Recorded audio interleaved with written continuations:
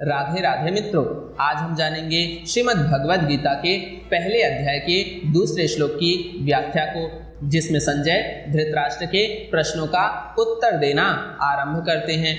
पहले श्लोक में धृतराष्ट्र ने संजय से पूछा था कि युद्ध भूमि में इकट्ठे हुए मेरे और पांडु के पुत्रों ने क्या किया।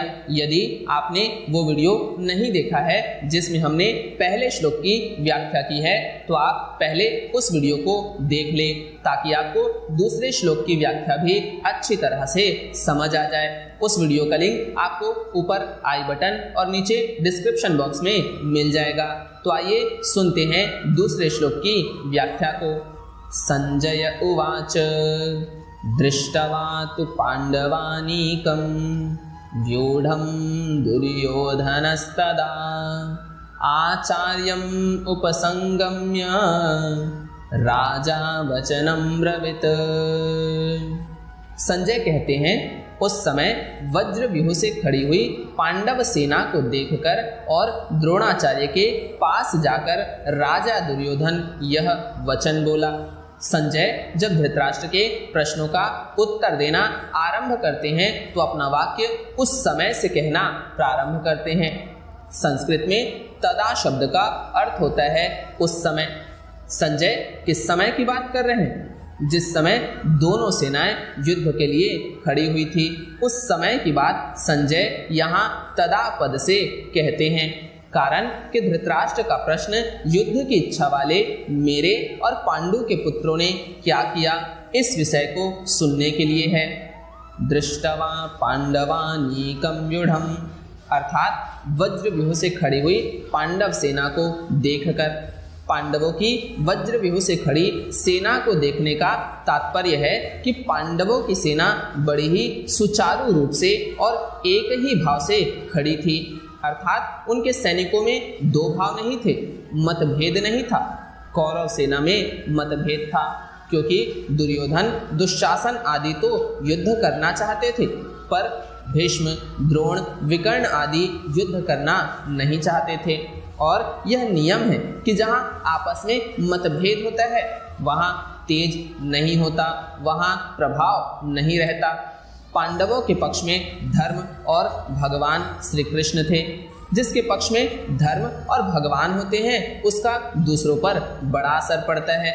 इसलिए संख्या में कम होने पर भी पांडवों की सेना का तेज था, पांडवों की सेना का प्रभाव था और उसका दूसरों पर बड़ा असर पड़ता था।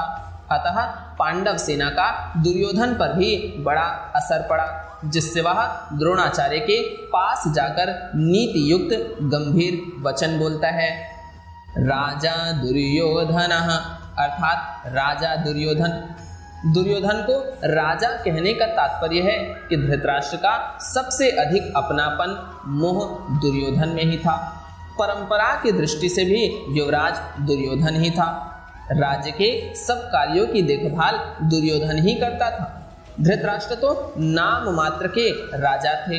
युद्ध होने में भी मुख्य हेतु दुर्योधन ही था। इन सभी कारणों से संजय ने दुर्योधन के लिए राजा शब्द का प्रयोग किया है। आचार्यम उपसंगम्य, अर्थात द्रोणाचार्य के पास जाकर। दुर्योधन का द्रोणाचार्य के पास जाने में मुख्यतः तीन कारण मालूम होते हैं। पहला, अपना स्वार्थ सिद्ध करने के लिए, अर्थात द्रोणाचार्य के भीतर पांडवों के प्रति द्वेष पैदा करके उनको अपने पक्ष में विशेषता से करने के लिए दुर्योधन द्रोणाचार्य के पास गया। दूसरा, व्यवहार में गुरु के नाते आदर देने के लिए भी द्रोणाचार्य के पास जाना उचित था। तीसरा, मुख्य व्यक्ति का सेना में यथा स्थान खड़े रहना बहुत आवश्यक होता है, अन्यथा व्यवस्था बिगड़ जाती है। इसलिए दुर्योधन का द्रोणाचार्य के पास खुद जाना उचित ही था। यहाँ ये शंका हो सकती है कि दुर्योधन को तो पितामह भीष्म के पास जाना चाहिए था, जो कि सेनापति थे, पर दुर्योधन गुरु द्रोणाचार्य के पास ही क्यों गया? इसका समाधान यह है कि द्रोण और भीष्म दोनों उभय पक्षपाती थे, अर्थात वे कौरव और पांडव दोनों का ही पक्ष रखते थे। उन दोनों में भी द्रोणाचार्य को ज्यादा राजी करना था, क्योंकि द्रोणाचार्य के साथ दुर्योधन का गुरु के नाते तो स्नेह था, पर कुटुंब के नाते स्नेह नहीं था, और अर्जुन पर द्रोणाचार्य की विशेष कृपा थी। अतः उनको राजी करने के लिए दुर्योधन का उनके पास जाना ही उचित था। व्यवहार में भी यह देखा जाता है कि जिसके साथ स्नेह नहीं है उससे अपना स्वार्थ सिद्ध करने के लिए मनुष्य उसको ज्यादा आदर देकर राजी करता है। दुर्योधन के मन में यह विश्वास था कि भीष्म जी तो हमारे दादाजी ही हैं, अतः उनके पास न जाऊं तो भी कोई बात नहीं है। न जाने से अगर वे नाराज भी हो जाएंगे तो मैं किसी तरह से उनको राजी कर लूंगा, कारण कि पितामह भीष्म के साथ दुर्योधन का कौटुंबिक संबंध और स्नेह था ही, भीष्म का भी उसके साथ कौटुंबिक संबंध और स्नेह था। इसलिए भीष्म जी ने इसी पहले अध्याय के 12वें श्लोक में दुर्योधन को राजी करने के लिए जोर से शंख बजाया है। वचनम अब्रवीत, अर्थात वचन बोला। यहाँ अब्रवीत कहना ही पर्याप्त था, क्योंकि अब्रवीत क्रिया के अंतर्गत ही वचनम आ जाता है, अर्थात दुर्योधन बोलेगा तो वचन ही बोलेगा। इसलिए यहाँ वचनम शब्द की आवश्यकता नहीं थी। फिर भी वचनम शब्द देने का तात्पर्य है कि दुर्योधन नीति युक्त गंभीर वचन बोलता है, जिससे द्रोणाचार्य के मन में पांडवों के प्रति द्वेष पैदा हो जाए और वे हमारे ही पक्ष में रहते हुए ठीक तरह से युद्ध करें, जिससे हमारी विजय हो जाए, हमारा स्वार्थ सिद्ध हो जाए।